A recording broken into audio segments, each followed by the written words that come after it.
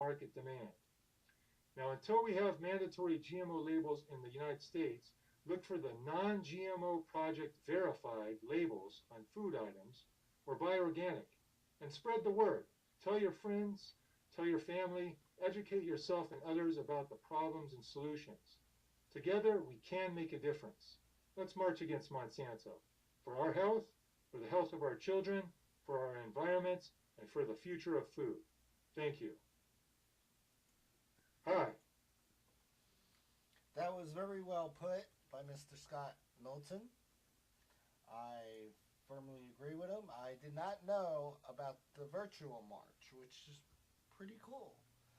You know, if you want to ask me why I'm marching, it's because I want to eat the best food in the world and not the most chemicals in the world. I don't want my children eating food that's chemically enriched with the stuff, for all we know, was involved with making Agent Orange.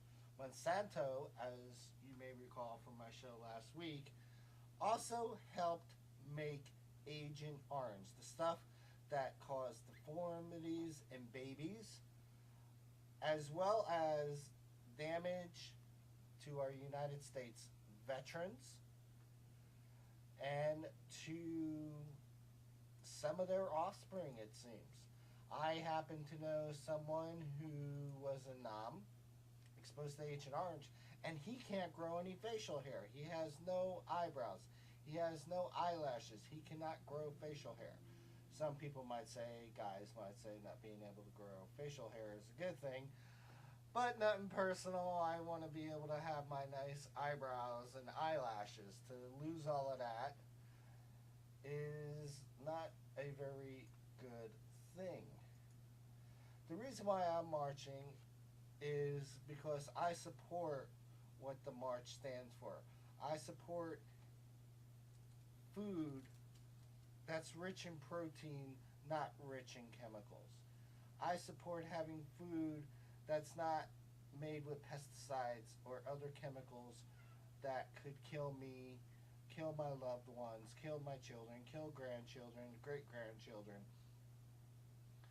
Just like everyone else, I want the best for myself and for my loved ones.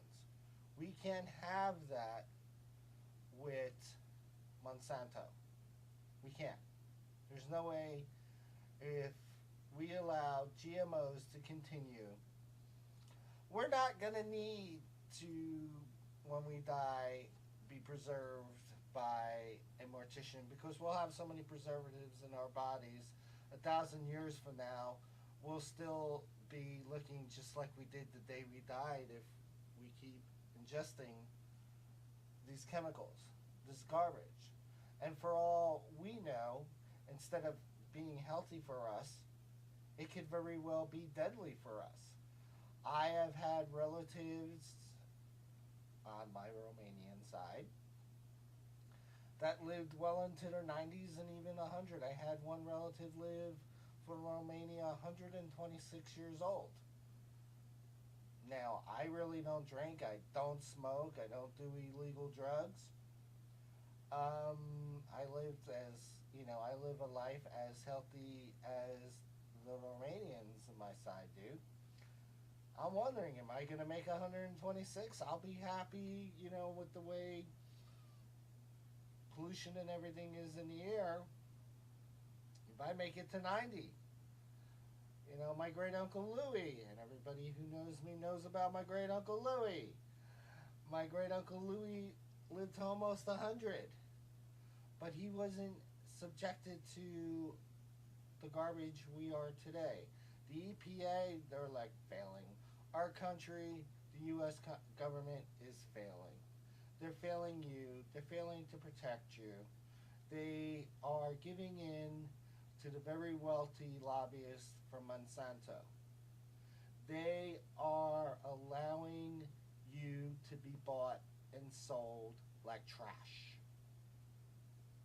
You are being treated like trash when the people you supposedly elect, and I question the voting system. Everybody knows that, and this is coming from a politician.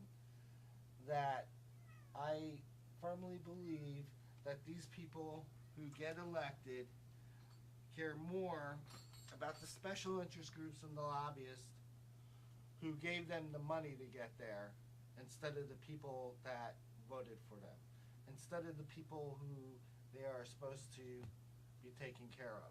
They're supposed to be taking care of you. They are not supposed to be taking care of the rich special interest groups. They're already, well off. Does the average American make the money a political lobbyist does? No, they make maybe a fifth of it. Maybe the ones starting out, so might not make as much, but they're still making 2 to 3 times the amount of the average American makes. Believe me, it's when I went to my first Federal Election Commission seminar. We after the first afternoon of classes that night, we had a dinner per se, which was more of let the lobbyists come meet you. And within 100 feet, I had a stack full of lobbyist cards, and some of these people knew who I was, knew who my family was, knew where I was running. They had probably a file on me. And this is the same thing that's going on with Monsanto. They have their professional lobbyists who are paying off the federal election and even state officials to get their product into your system so Monsanto can make the money. Like I said, and as you know, if you listened to my show last week, these are the same people that made Agent Orange.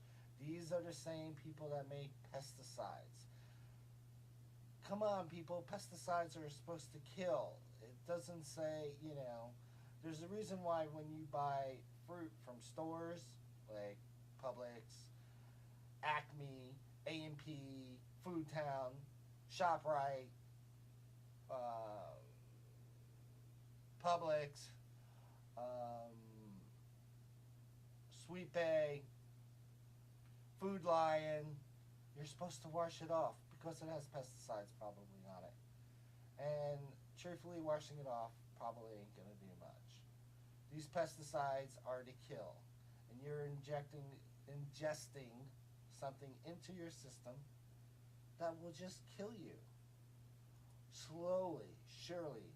For all we know, it probably causes cancer. For all we know, it probably is a reason for the higher rate of cancer, because look at Agent Orange.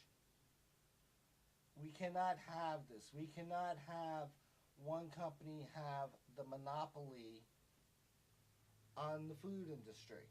We cannot have a company who can maneuver, manipulate, influence, straight up buy out our elected officials. They're supposed to be above this, but they're not. I mean, I'm not going to lie. I've been involved in politics since the age of 15. Be amazed what I've learned, what I've seen, what I've been exposed to. And, it's great when you got these lobbyists. I admit there are some lobbyists I deal with. Point in case, I am a strong believer, as everybody knows, in MAD, Mothers Against Drunk Driving. Guess what? They have lobbyists. I am also a believer in protection of unborn children. Believe it or not, they have lobbyists.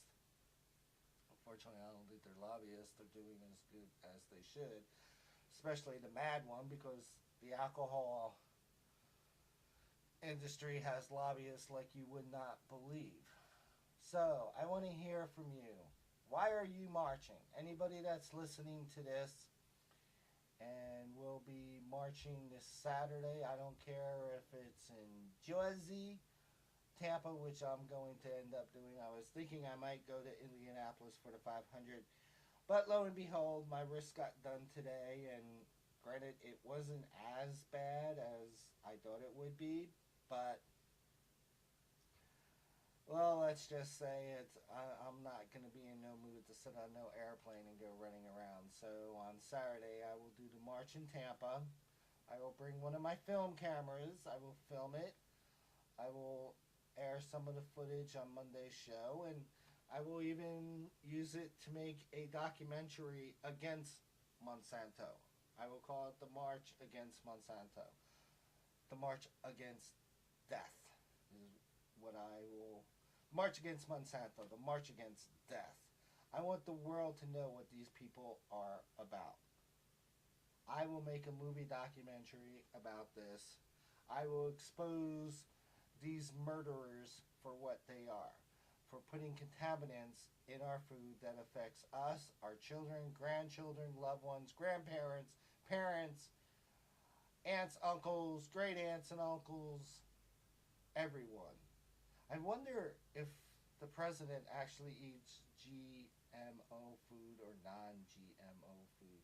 Is it generic? Maybe he actually has personal people that grow his food. Because I would love to eat my own made food, wouldn't you? You know, you make it you